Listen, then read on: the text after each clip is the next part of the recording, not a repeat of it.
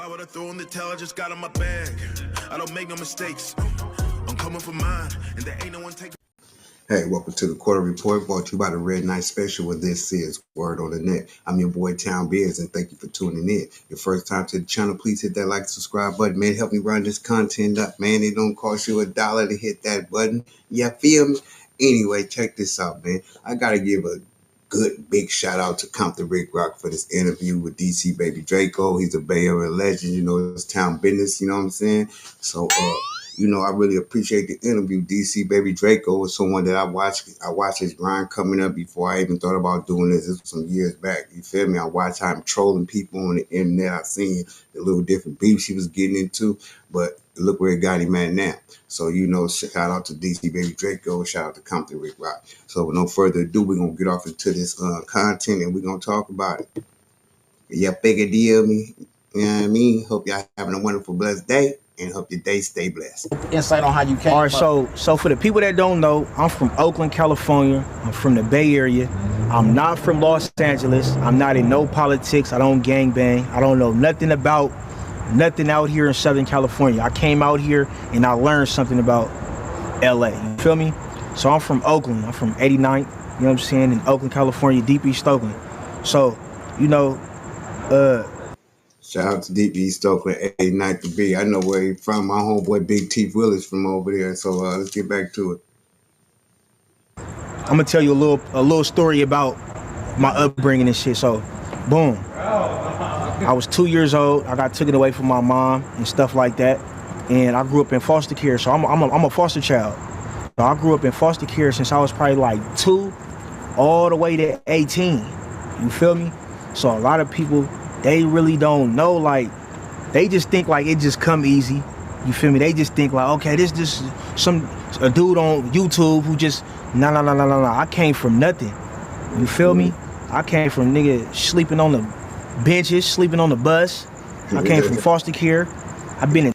Hey, that's one thing about the Bay Area, man. That's one thing brothers did do when you was young growing up. You feel me? You definitely slept on that bus. You hopped on that AC Transit, that A Deuce, you know what I'm saying, right all the way down E14. And you know I'm old school. I say E14, not international, E14. I'm an old school Oakland, California cat, man. You figured you hear me, this town biz you speaking to, man. Anyway, let's get back to this content. 27 different placements, you feel me? Wow. 27 different placements, group homes, foster homes, and all that, you feel me?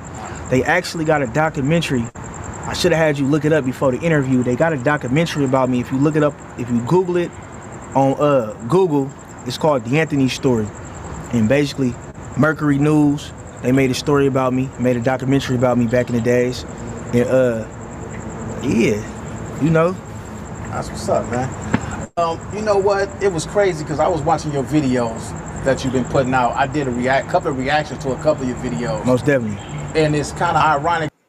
Hold on, but what I want to say is, see, DC Baby Draco was destined for greatness, though. I got to say that because for them to do a documentary on him back in the day, for him to jump off into this thing as far as doing music and then crossed over to doing the trolling, and now look where he at now, you feel me? It was destined for him to be in the situation he is. It's like, you know, say God have his light on certain people, man. You feel me? That's why you got homeboys you see that never do know what they like, because they, you know, God don't want, like, they ain't the energy of the light God won't represent them. You know what I'm saying? Even though some of us go through the roughest situations in order to see the light and start doing right, the whole thing about it is, man, is for you to live right and do right. So sometimes we got to go through the potholes and the, you know what I'm saying, the crack curves and all that old stuff, man, just to make it to where the light is at, man. And it's crazy, but that's just life, man. Shout out to DC Baby Draco again, man. Keep doing your thing, pimping. You feel me? Keep representing this town business, man. You feel me? But you know what it is. Let's go. That we met before. For sure. And you know what? We do so much content and we move around so much. Half the time, you know, when you meet somebody and you see them again off the rip, you really don't. Man, I know him somewhere. He look familiar. For sure. Man, me and you and Crip Mac did a video about 4 or 5 years ago. It was about 4 years ago? Like 4 years ago. 4 years ago, man. I forgot what was the name of that content we did. How to Catch a Friendly Fade. How to Catch a Friendly Fade, man. Most definitely. Crip Mac. I wonder what made DC Baby Draco moved to LA and then started doing it. I knew he was into a lot of things in the Bay Area, and I knew he was having a lot of beef with a lot of dudes too. I do know that. It was a lot of things popping off in the Bay. You know what I'm saying, with DC Baby Draco, you feel me? But what is that the reason why he moved to LA, or did he just want a fresh start? Like most people, you know what I'm saying, Dangerous Dane, I don't know if y'all know about him. He's a legendary Bay Area rapper named Dangerous Dane, who was once signed to Dangerous Music, and he was also signed to Master P No Limit. But he got a song called I Love My City, you know what I'm saying? And then the hook is say, I love my city, but I wouldn't want to stay because too many lives are being taken away. You know what I'm saying? And that's why I tell people all the time, every time they ask me, where you from? But I'm from the Bay Area, Oakland, California. What, man? Whoa, why you ain't? I'm like, bro, you know, when I look at I love the Bay, but when I look at what it got to offer me, man, like it ain't nothing but death and misery. That's all gold. It's bad. We like, you love your city when it was good, when y'all can go to the lake area and they used to have the festivals out there, all that stuff popping off, man, all the African music and people, different genres. It was cool to hang out then. You know what I mean? Now the town ain't the town no more, man. It's this new generation of the town. And this new generation of the town is all about executing. It ain't about uplifting. It's all about executing and getting with yours. So you got a bunch of demons. Everybody on Demon Time out there. You know, shout out to Demon Time. No point intended. But shout out to Demon Time podcast. You feel me? But anyway, let's get back to this content. Brung us all together, man. Shout out Crip Mac. For sure. He be home soon, man. Shout out Crip Mac, man. Yeah, man. That was cool because Crip Mac, he brung y'all. Crip Mac, and we put that skit together off just out of nowhere. You know what I'm saying? That was a good one. Most definitely. This is what I want to know, man. EBK beef, man. Tell me about the EBK beef and EBK Lebo in the county jail. I want to know about that. All right, so look. All right, so you know, I look. And this is the whole reason why I wanted to clip this part right here, man. And then after that, we're going to end it, man. But this is why I respect DC Baby Draco, you feel me? And that's one thing about town dudes, man. You feel me? Like, I ain't going to say every dude like that, but I know for the majority of the part, we are real when it comes to certain aspect of talking about fades. You feel me? Like, we'll tell you real quick if somebody got up on somebody whipped that ass, if somebody put belt to ass, somebody put belt to ass. You feel me? That's all to it. You gotta be real, you know what I'm saying? Because it's gonna come out anywhere it goes, so why not be on top of it? But anyways, get this content so you can understand where I'm coming from. Let's go. Hit that like, subscribe button, please, and that notification bell. I keep it all the way real, all the way authentic. I don't lie. I don't cap. I don't do nothing. So, like I said, I started my YouTube channel trolling. I'm gonna keep it all the way real. Everybody troll. Right. Everybody got a trolling bone in their body. Everybody troll a little bit. So that's how I started my YouTube. I started it trolling or whatever, because they was getting all the views. Right. So why not, you know what I'm saying, post content about people that's getting all the views. You feel me? So boom. So I'm posting non-stop content. I'm flaming them up on YouTube. I ain't gonna lie. I'm talking crazy. I'm talking shit. I'm doing all type of shit.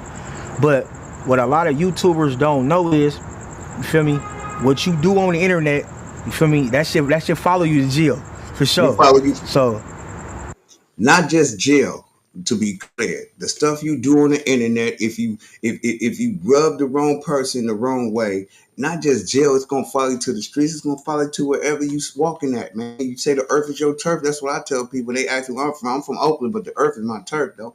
You dig what I'm talking about? Anyway, with that being said, it follows you everywhere, bro. Like, that's why I be telling people, y'all gotta watch how y'all be popping, especially when I be tripping away whack when Honey be talking to people. I'm like, bro, you gonna run across one of these dudes who mentally crazy, because you gotta understand the internet world is millions of people that be on here. So out of the millions of people, you don't think a percentage of them people is crazy, serial unalivers, things like that? Like, come on, man, we got to think, man, and then you playing with the wrong button. Person, you might have one of them dudes that sit in the room all day long that buy nothing but guns and be sitting there plotting, contemplating on who you want to take out first, and then you just happen to be the person that you want to get.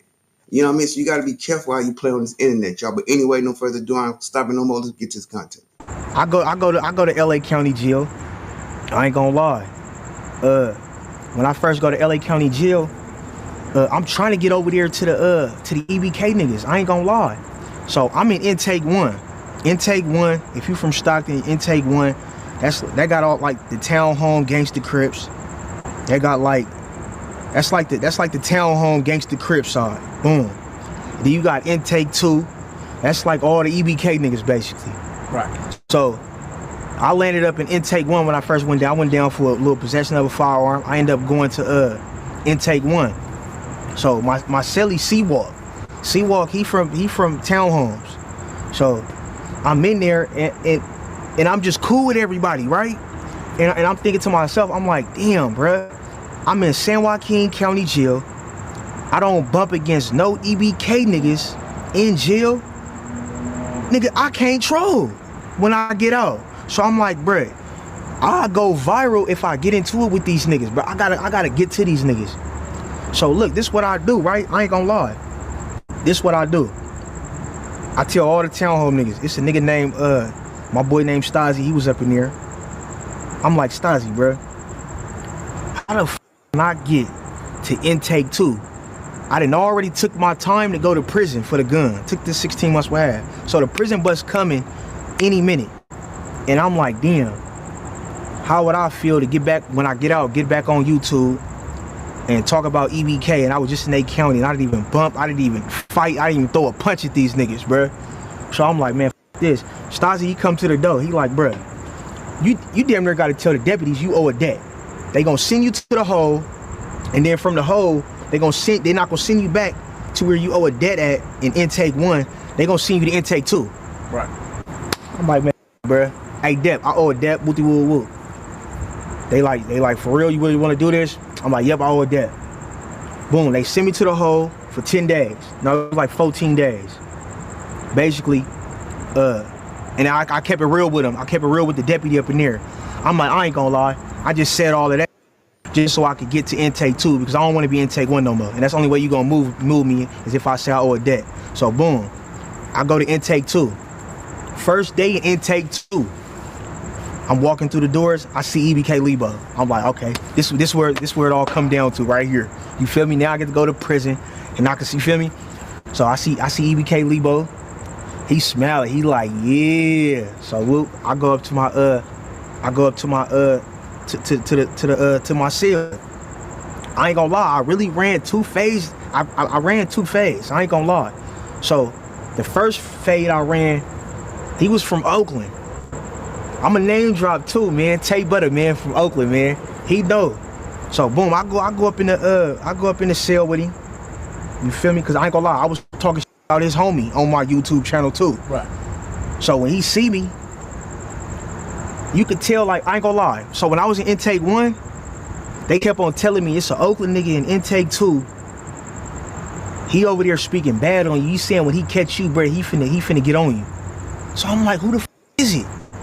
So ain't that crazy how the gang go? Like, you could be taught, this how much dudes be gossiping and running their mouth in jail. Like, dude, and a lot of dudes talk more than women, man. I'm gonna be honest with you. So when you hear these dudes on here talking about, I don't be pillow talking, dudes be talking like women, you dudes who say that be doing the exact same thing, bro. Every man going to pillow talk at some point with their main chick, bro. I don't care if you talking about your stressful day at work, if you're talking about a situation that happened at work, if you're talking about whatever the case is, something wrong with you, you're going to pillow talk about something, bro. You feel me? Now, one people say, well, that's just talking. No, pillow talk, we talking about other people. Pillow talk is when you land on your pillow and you're talking, period, bro. That's the bottom line thing. Y'all quit changing the narrative to what pillow talking is, bro. Pillow talking is you laying down with your head on your pillow next to your woman, y'all chopping it up. That's pillow talking, bro. You dig what I'm saying? But anyway, man, let's get back to this content, man. I like the fact that the boy breaking the story down about how he got into it with EBK. You know what I'm saying? I don't know who bro is, but shout out to him or whatever the case it is. Let's get back to it. You feel me? I ended up in the cell with this nigga. So he like, yeah. So he like, what he was like, bro, what's that shit he was talking about? I'm a name drop. The nigga Osama from Oakland. I'm like, man, what, you need a fade or something? He like, yeah, I ain't gonna lie, I need that. But he damn near had to say he need the fade because he was talking all that shit, and niggas was finna be like, hold on, you was just talking all that shit about when you catch this nigga and you didn't run a fade? So he had to, but you could tell he really didn't want to. Like I said, Tay Butter, you know.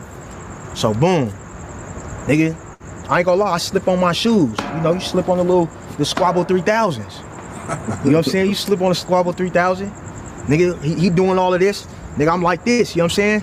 We lock up. We boom, boom, boom, boom, boom. Bro, I ain't gonna lie. The nigga can't fight. I ain't gonna lie, I whipped you, Tay Butter. I don't even know why. You getting out and you telling people that you with me, bro. You didn't with me. God, you didn't with me. We can fade right now, bro. You did not with me, brother. Like, keep that shit real. I ain't gonna lie, your brother though. I was in prison with your brother in Old Folsom. You feel me? He a real nigga. Shout out my boy. But you did not win that fight. So, boom, I bust his lip or whatever. We lay on our bunks. I'm chilling, but I'm hyped though. Now I'm on the phone with my bitch. I'm like, this nigga EBK Lebo came up to the door. You know what I'm saying? He's saying he want the fade. I'm already juiced. I just whooped him. So now I'm waiting. Now I'm amped up. You know what I'm saying? He on his bunk. He talking to his girl, but he humble though. You feel me? So boom. They popped the doors. So me and Lebo, we like, as soon as they pop the doors for pod time, you come up in, he gonna come up in my cell, we gonna get down, and then that. So look, I ain't gonna lie, I'm on the phone, I'm talking hell is my bitch. I'm juiced, I'm like, I'm finna whoop this nigga ass, I'm finna beat the brakes off this nigga, little skinny, you feel me? So boom, man, pod time come, doors pop, he get up in there, right? I'm a real nigga. He beat my ass. He beat the dog with me. He had me slipping and sliding, brother. I'm gonna keep it real. He had me slipping and sliding, bro. I felt so embarrassed, bro. I got. Hey, yo, shout out to DC Baby Draco for keeping it 100, man. You know, dudes that get on here lying, talking about, I knocked out everybody, I got to a fade with, I beat up everybody. He kept it 100, man, because that's the type of shit I do, man. I'm gonna be real with you, man. Shout out to DC Baby Draco, man. Shout out to Compton Rick Rock, man. Y'all go tap in and Compton Rick Rock to watch that full interview, man. But that's real, though. I remember when I told somebody I was chopping it up with somebody one time, right? And I was like, they was talking about how many times like you ever been knocked out, and I was like, bro, I'm gonna be honest with you, my dude. As far as being just straight knocked out, I said I got knocked down one time, but not knocked out. And I'm gonna tell you what it was. I bounced up. I probably was knocked down on my feet. I don't know, but what ended up happening is right. And then the person told me that's not a knockout though, bro. That's a sucker shot. I was arguing with one OG in the hood. This was on A4. You feel me? I'm arguing with one of the OGs in the hood on the block and shit. That he ain't really from here. He from another state, but you know he connected with the people who on the block. You know the ball is on the block. He family member, so you know when you got them kind of people, you think you run the block, you do what you want to do type thing. Feel me?